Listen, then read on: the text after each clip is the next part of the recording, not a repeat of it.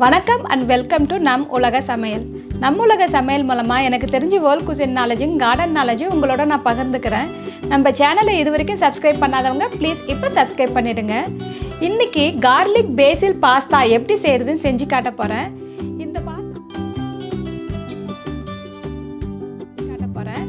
இந்த பாஸ்தா செய்கிறதுக்கு எங்கள் வீட்டில் விளைஞ்ச ஃப்ரெஷ் பேசில் வச்சு தான் பாஸ்தா செஞ்சு காட்ட போகிறேன்.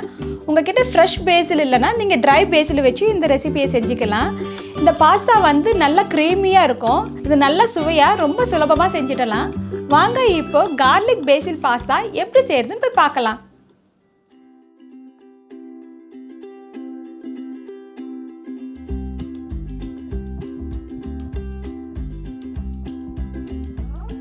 ஒரு பாத்திரத்தில் 3-4 கப்பு தண்ணி ஊற்றி நல்லா காய வச்சுக்கோங்க. தண்ணி காஞ்சதும் இந்த பாஸ்தா போட்டு வேக வச்சுக்கலாம். நல்லா ஸ்ப்ரெட் பண்ணி வச்சு விடுங்க. அது கூட வந்து ஒரு ஸ்பூனு எண்ணெய் ஊற்றிக்கோங்க. தேவையான அளவு உப்பு போட்டுக்கோங்க இது கூட. ஸோ இது வந்து ஒரு 5 to 10 மினிட்ஸ் வேகணும், நல்லா வேகணும். உங்களுக்கு பாஸ்தா பாக்ஸ்லேயே வந்து இன்ஸ்ட்ரக்ஷனும் போட்டிருப்பாங்க, அதை பார்த்து நீங்கள் வேக வச்சுக்கோங்க. பாஸ்தா வேக வச்சு ஒரு 7-8 நிமிஷம் ஆகிடுச்சு. நல்லா வெந்துடுச்சு. நீங்கள் ஓவர் குக் பண்ணக்கூடாது, நீங்கள் பார்த்து வேக வச்சு எடுத்துக்கோங்க. நீங்கள் பிச்சு பாருங்கள், பாஸ்தா வந்து நல்லா பிக்க வந்துட்டால் ரெடி ஆகிடுச்சின்ட்டு. இந்த பாஸ்தா தண்ணி ஒரு 2 கரண்டி தனியாக எடுத்து வச்சுக்கோங்க. ஸோ இதை வந்து வடிகட்டிட்டு எடுத்துகிட்டு வந்துடலாம். சாஸ் செய்ய ஒரு பிளெண்டரு இல்லைனா வந்து ஃபுட் ப்ராசஸர் ஏதாவது எடுத்துக்கோங்க. இதில் வந்து 1 கப்பு ஹெவி க்ரீம் ஊற்றிக்கலாம்.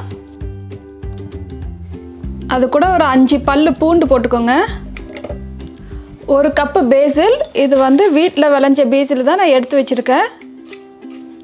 உப்பு தேவையான அளவு போட்டுக்கோங்க. மிளகுத்தூள் தேவையான அளவு. இப்போ இதை வந்து நல்லா நைஸாக அரைச்சிக்கலாம்.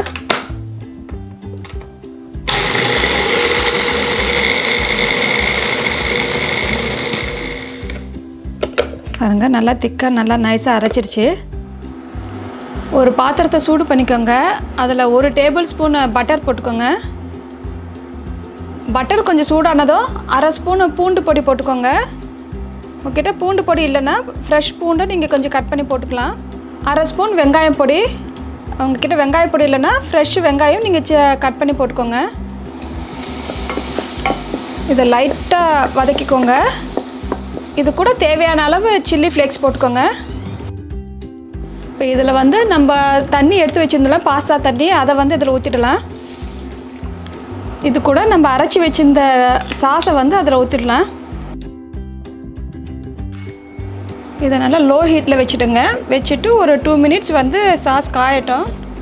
இப்போ ஒரு 2 நிமிஷம் ஆகிடுச்சு. சாஸ் நல்லா காஞ்சிடுச்சு. நல்லா வாசனை வருது, இந்த பேசில் வாசனை. இப்போ வந்து இந்த பாஸ்தாவை நம்ம வந்து இதில் போட்டுடலாம்.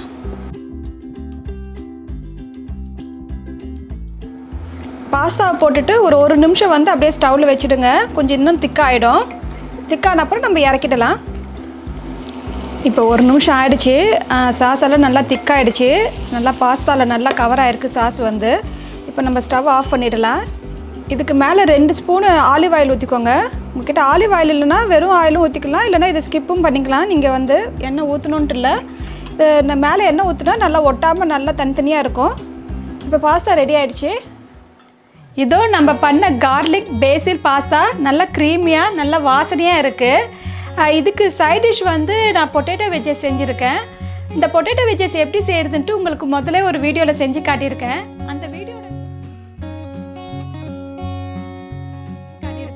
அந்த வீடியோட லிங்க்கை வந்து டிஸ்கிரிப்ஷனில் போட்டிருக்கேன். அதை பார்த்து நீங்கள் செஞ்சுக்கோங்க. இதே மாதிரி நீங்களும் செஞ்சு சாப்பிட்டுட்டு எப்படி இருந்துச்சுன்னு கமெண்ட்ஸ் பண்ணுங்கள்.